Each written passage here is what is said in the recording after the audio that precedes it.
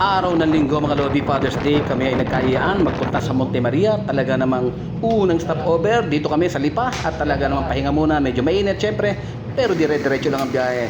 Pangalawang stopover namin, Batangas City. May nadaan na kaming kainan na talaga mukhang dinudumog at napasarap yata kami. Kaya naman umorder tayo yan ng tapa at syempre yung pinagmamalaki nilang chami na talaga namang overload at talaga namang napasarap din kami. Sabi nga satisfied naman at talagang masarap ang pagkain dito. Kaya naman sige, ubos din namin yan kahit papano. Napasarap ng kain, pati si misis.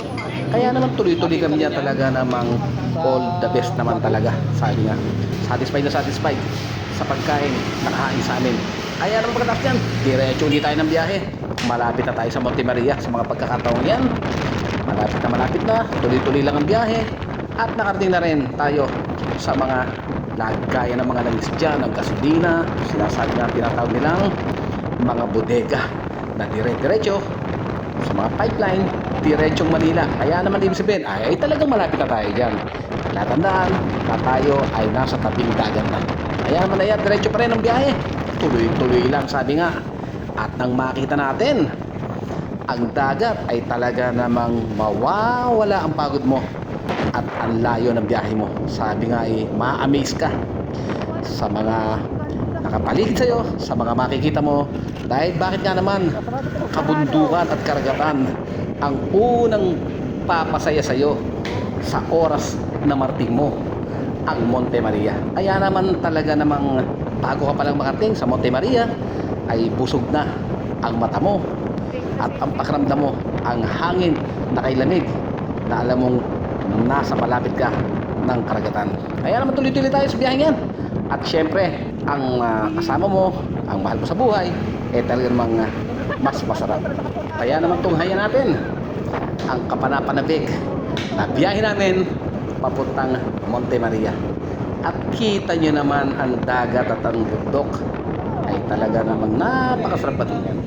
Kaya makita nyo naman ang kulay asul ng dagat at ang berding kabundukan na magbibigay sa iyo ng kakaibang ligaya, sabi nga at kasiyahan. Kaya naman na yan, kita nyo, nakakita tayo sa dagat at syempre sa kinasasabihan nating lugar kung saan ang tinatawag na Monte Maria na talagang napakaganda ng tanawin. Malayo ka pa ay ramdam na ramdam mo na ang kakaibang saya pag ikaw ay papunta ng Monte Maria. Kaya naman na yan mga Lodi, tunghayan nyo na at malalapit na at makikita nyo na ang kagandahan nito. Malilibang ka din sa mga na kumukuha ng litrato sa tabi ng mga sigsag diyan mga kaibigan na talaga namang may engganyo kang pumost kahit tumatakbo ang motor mo. Kaya na mga Lodi, ayan. At syempre konting aura tayo dahil nakikita rin natin kahit paano kung ano ba ang mga forma natin sa kanilang page. Kaya naman ayan, forma tayo dyan mga Lodi. At isa pa, meron pa dyan, syempre picture din tayo. Sabi nga ay magbibigay naman sila ng babala na kukunan ka ng picture habang ikaw ay malayo at magpapakita sa iyo at kakaway. Kaya naman ito tayo mga Lodi, tunghayan na natin ang Monte Maria sa Batangas. Ayan mga Lodi. At ang unang aagaw sa iyo ng pansin ay ang napakalaking bantayog ng ating mahal na Birhen sa ibabaw ng bundok. Kaya naman ayan, talaga namang sabi nga ay mapapatingin ka talaga at makukuha ang attention mo mga Lodi. Ayan. At ayan po, nakapasok na tayo. Siyempre, tuloy-tuloy lang. Hanap tayo ng mapaparkingan dyan mga Lodi. Kita nyo naman, ang daming sasakyan, ang daming tao. Kaya naman punong-puno ang Monte Maria. At sa wakas, nakita na rin natin yung paradahan o yung parkingan ng mga motor. Siyempre, hanap tayo ng maganda-gandang spot. At nakakita tayo ng bukana lang. Kaya hindi tayo mahihirapan pag tayo ay pauwi na mga Lodi. Pinagbigyan tayo ng guardian upang makapag-park sa bukana pa lang mga Lodi. Kaya naman eto na at tunghayan nyo ang Monte Maria.